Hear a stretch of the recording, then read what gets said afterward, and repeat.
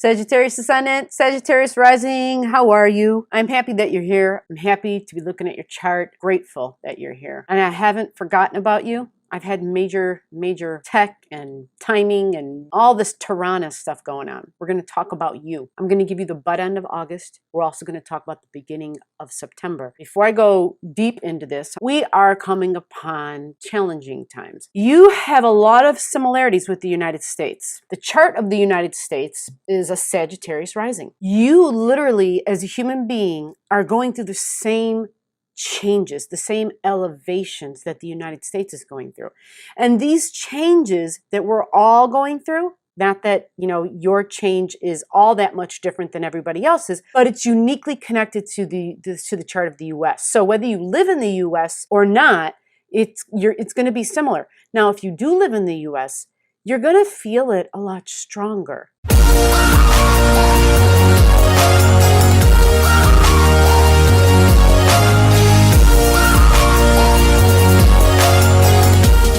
It's happening in the outer world around you, and it's also happening in your private world, where some people can leave the home and go to the work and get respite, or leave the home and go to the gym, or leave the home and go somewhere to get the hell out of the home, right? Or vice versa. If crap's hard at work, they can go home and, detach from that. Or they can go, whatever it is you go do for fun, to detach and to get away from all the stress and the tension. For Sag, right now, it's like, oh my gosh, it's in the world, it's at the job, it's with my groups of friends, it's at home, it's, my belief system about myself right now. For some individuals, there are some deeply transformational things happening. They're working with these energies and they're elevating. The biggest thing I can say for Sagittarius for September, October, November, December, yes, and this includes August, right? It's because of the planet Mars, okay? And remember, Mars is our physical body. It's who we are physically. It's our appearance, how we take action, when we take action or when we don't take action, our need to take action. This is our Mars energy. It's real assertive and very impatient, and it typically lacks the thinking ability. Mars, in that same placement in your life, Mars has been in your 5th house. So your 5th house is all about your romantic life. Dating, relating, mating, but it's also about your ability to be creative, our ability to procreate, our ability to be busy and to be active with our body. There is a big concentration of this, a big concentration. Now, you have Aries in your 5th house, okay? So there's always this, you feel good when you're with somebody romantically, like dating, maybe not even necessarily all that about dating, but you do like exploring, you do like experimenting. You're all about trying something new, and that could be trying new people. That might sound really bad. It's all about just being the adventurer, being the pioneer and having fun activity. Now, that could be creative endeavors, but it can also be romantic endeavors. So if you're looking for a new honey, this is a really good thing because it gives you this very adventurous spirit. It gives you this idea of, the word dating, I think we lost the meaning of it. The word courting is part of dating. And back in the day, it was very common, a woman, and there was nothing wrong with it. It was socially acceptable for a woman, right, to be courted by different gentlemen because each gentleman was trying to find ways to present himself, to sell himself, to be able to occupy her time. And so it meant there would be different opportunities set up, right? Different days of the week, and likely, a female was present. But the whole point was these were opportunities of engagement. And these are opportunities of sampling, of experimenting. It's more of this is that time for you.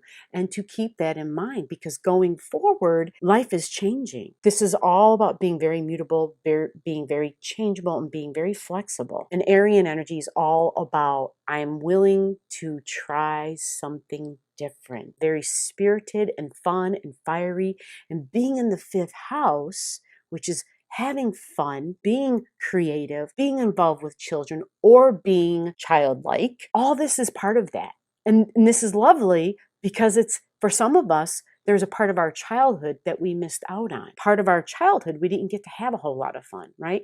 There were things about our childhood that we may have had to have glossed over, or they got covered up through experiences and hurts that we had to experience. And so this is a time that you're going to hone in on that. And I like this because you're going to discover new things about you. And that's what Arian energy is, self. When I have a good time, when I'm having fun, when I'm creating, I am discovering degrees of my being that I didn't know existed. So you get focused, right? For a lot of people, they have this Mars in Aries energy and different house placements, of course, and not all of us get to have it in the house of fun. So for Sag Ascendant, Sag Risings, using this fun as your outlet. Other things in the world will be stressful, but making sure that you're staying physically active is imperative because you have Mars in Aries, and that is all about being active. It is all about moving the body and being in the 5th house. That is the house of sports. That is the house of organized sports. It is the house of betting, right, risk taking, but it's also the placement of having a good time with our bodies, but not just me alone, but we, right? I said romance and dating and relating.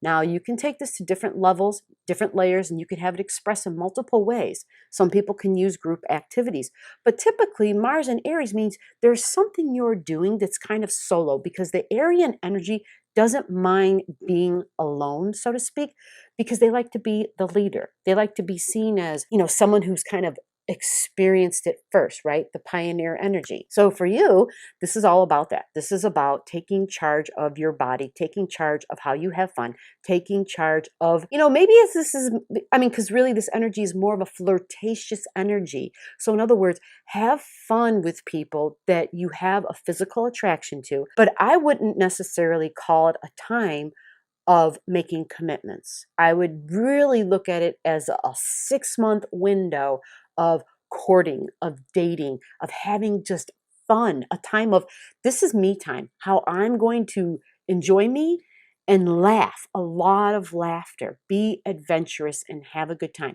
Now you got to be safe though. That's the only thing here. We got to talk about this, all right? Aries, we've got to talk about Mars energy. They're very adventurous, right? Very courageous and adventurous. And they're not as, when I say courageous, it kind of blends in with the Leo energy because it can become Leo energy, which is okay, in the face of fear, I can step out into that and I can face it.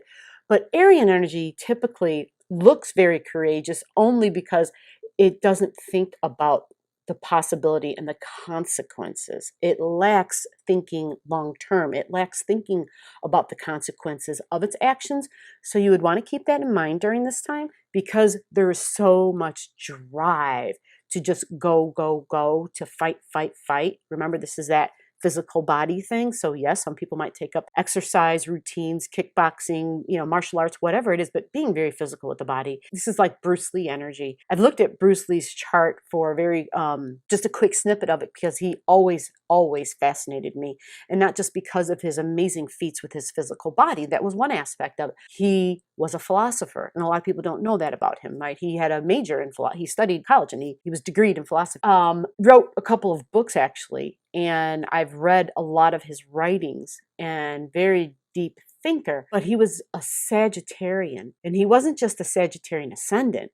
He wasn't just a Sagittarian sun. He was a Sagittarian moon as well. Very fiery part of his being, and the location of his sun, right? This has a lot to do with it. But he had a grand fire trine in his chart. Well, Aries energy is fire. And so it trines your ascendant energy. And having Aries energy, having Mars in Aries energy in the 5th house of being physically active, trining your ascendant, which also represents your physical body, this is a time of physical transformation.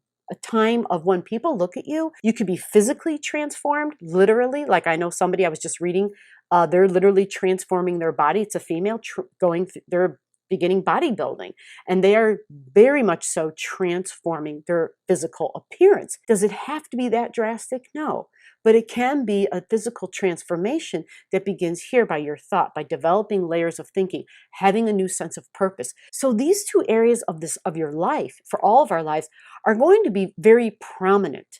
And there is a transformation. Now, the South Node is in your 1st house. It's in Sagittarius. And this is all about me and how I appear. When people first look at me, they right away get this idea of, oh, they must be like this because of this appearance, right?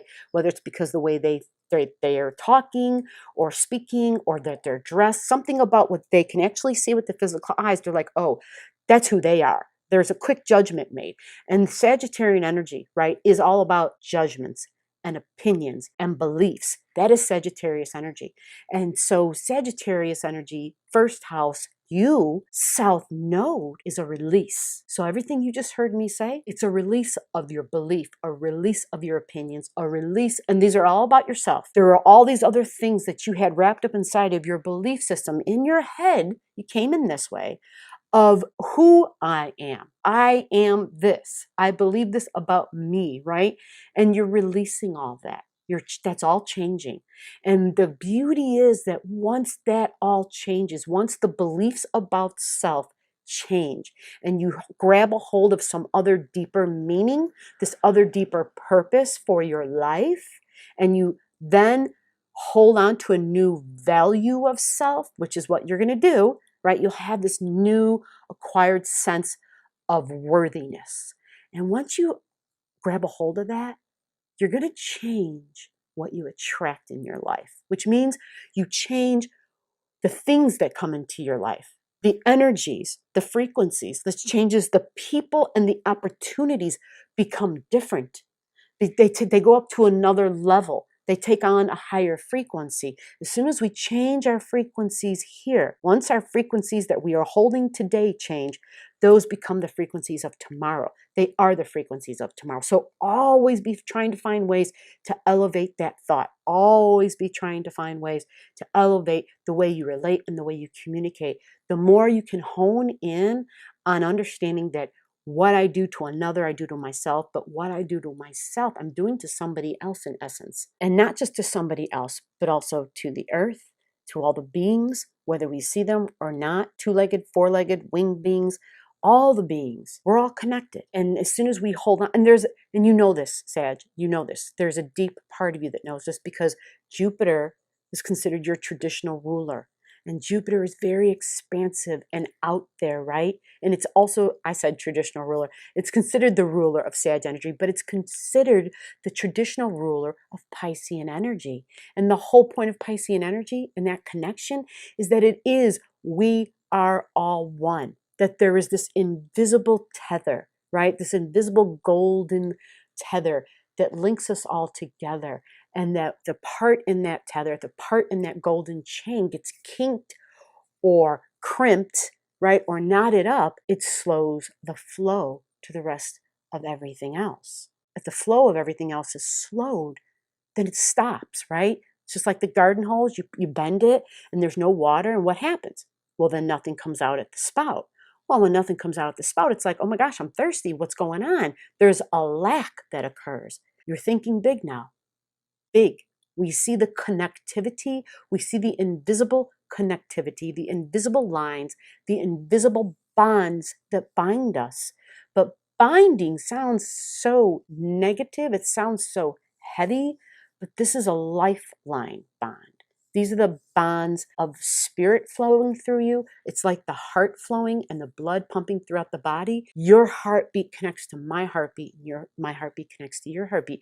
There is that invisible connectivity that you understand. And that is what Jupiter means when it's in the Sagittarian energy. It gets the big picture. It understands. It understands we are all one. And then when we get that, and we understand that as soon as I make all this right here, like who I am, what I feel for myself, how I value myself, how I create positive, optimistic self-talk. When we can do that, when we can hold ourselves up, then we move on. We move on and we start creating by our thoughts these higher frequencies. And at that instant, we immediately start seeing different people, different opportunities, and different beings coming into our world. It's a whole new layer. It's limitless opportunities, things we could not have even fathomed in our thoughts because it's out there, it's expansive, it's universal energies that we're attracting. Think about this. The universal energies are very high. They operate on frequencies that are way up there, right? And we're in this physical body. It's not about, oh, you're so negative, you're bad, or you did this in your life and you're no good. It's not about that. It's not about that. It's the fact that we're in this physical frame, this 3D thing. those frequencies up there are not in the 3D, they're 5D. The whole thing is, how do we elevate this to get up to that, right? Or are we expecting that to come all the way down?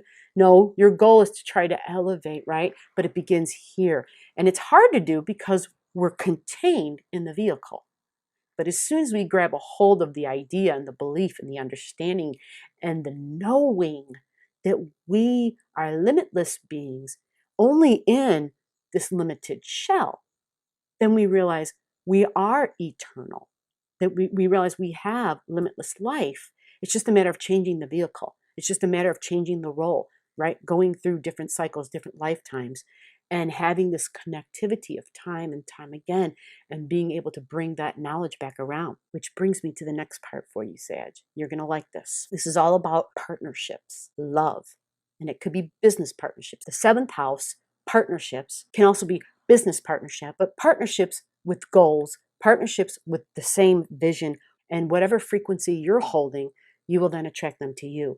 And so once you've taken care of, because you're going through this transformation, a deep transformation, along with that deep transformation about self and the release of old beliefs first before you can grab onto the new ones, what's going to happen is the south node is in your first house, but your north node is in your seventh house. And this is your significant one-on-one relationships. And this represents your future, right? So that means that's marriage. That's relationships, but it could also be business partnerships, but it's definitely partnerships of some sort. So remember, it doesn't have to be limited to just like love and marriage. Like if that's not your thing, if you're like, no, I'm going beyond that.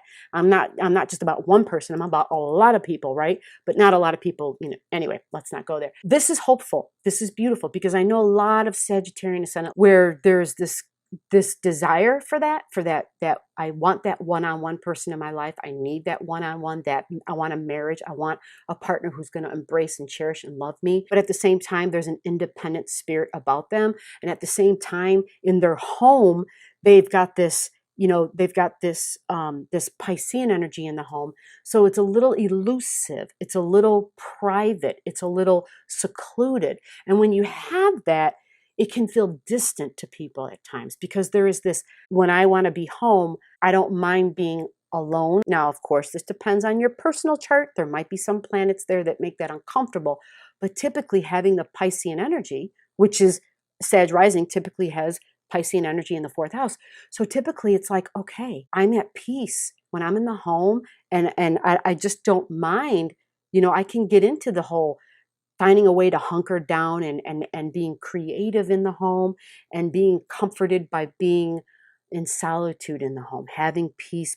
It could be creativity, it could be meditative, music, movies, theater. Like maybe there's a part of that you can still discover for yourself as well. And I would think that would be helpful because some people have a very hard time having solitude and being quiet.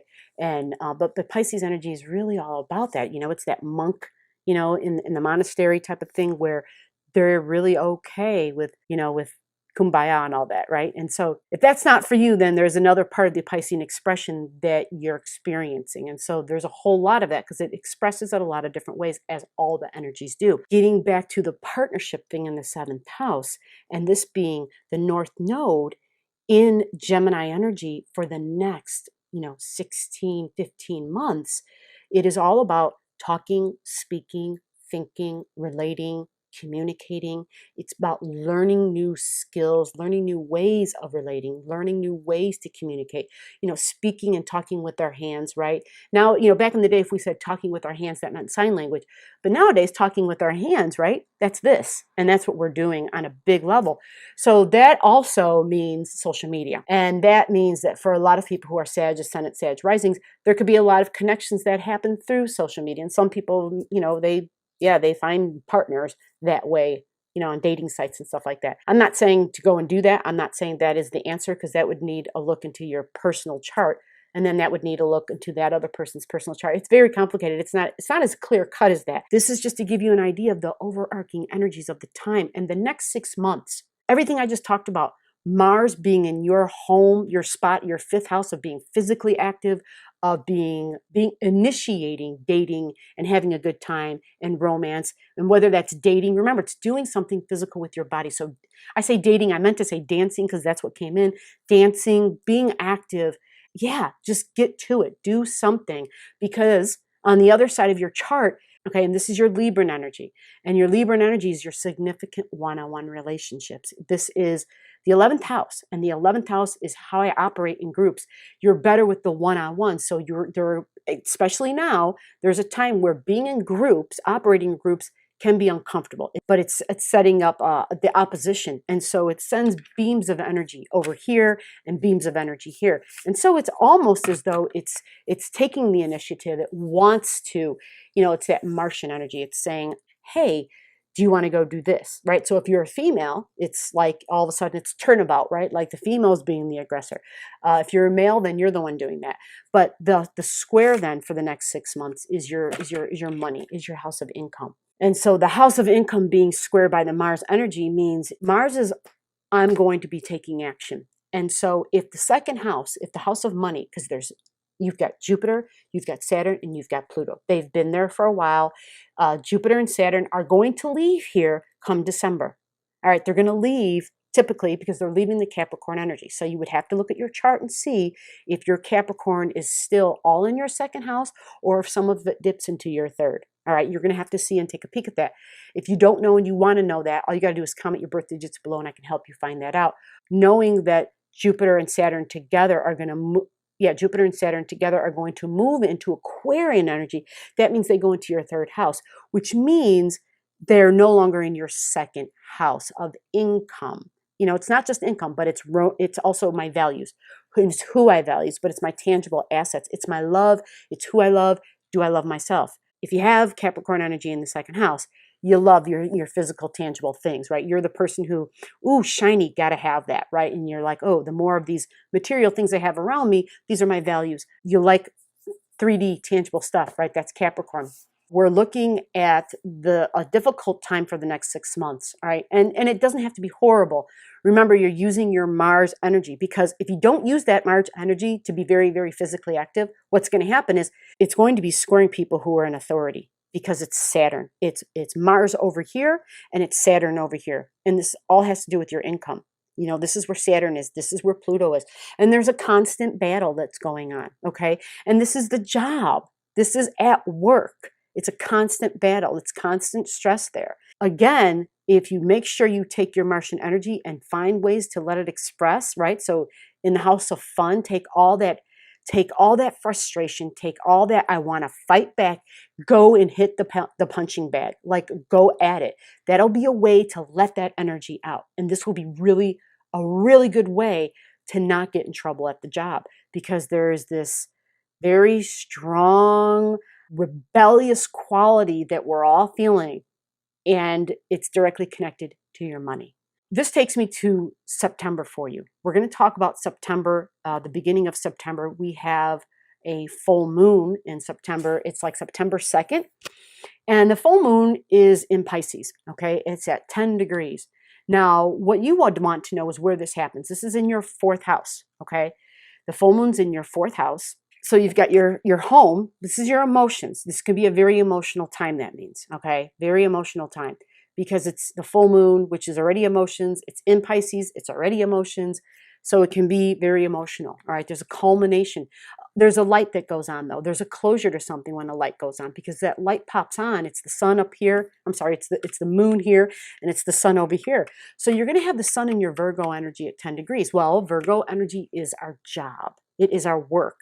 So it's a light shined on something. It's our health routines too. Our daily health habits, our daily work habits, but the sun sends a beam over to your home, okay? So you've got your Virgo energy up in your 10th house, all right? And when the sun is up there, it's like there's something about the job. There's more information that comes through, because that's what Virgo energy is. The sun gets there and it gives you more details, stuff you didn't know, right? And Virgo is all about connecting the dots. And that's how you are in your 10th house. There's this, dots have to connect for things to make sense for you. And almost as if you need more information. And sometimes when you don't get the more information, it's confusing. You're like, something's missing. And you're right, something was missing. And so this full moon is very powerful, especially for someone connected who lives in the United States. It's a very powerful full moon connected for folks. And being Sagittarius Ascendant, Sagittarius risings, this is, like I said, in the home and at work. This is going to, after the full moon, we're going to see the sun and Mercury squaring the south node and squaring the north node. So it creates a big T-square. And the T-square is uncomfortable as hell. It's uncomfortable as hell. So basically, keep in mind that we are all being asked, how flexible can we remain? How can we be the simple observer of our life? How can we be detached from what's going on while at the same time being connected? It's the art of being connected yet not connected. It's the art of being the watcher, being the observer, being the scientist. It's Uranus energy. And this brings me up to Uranian energy. This brings me up to Tyrannus.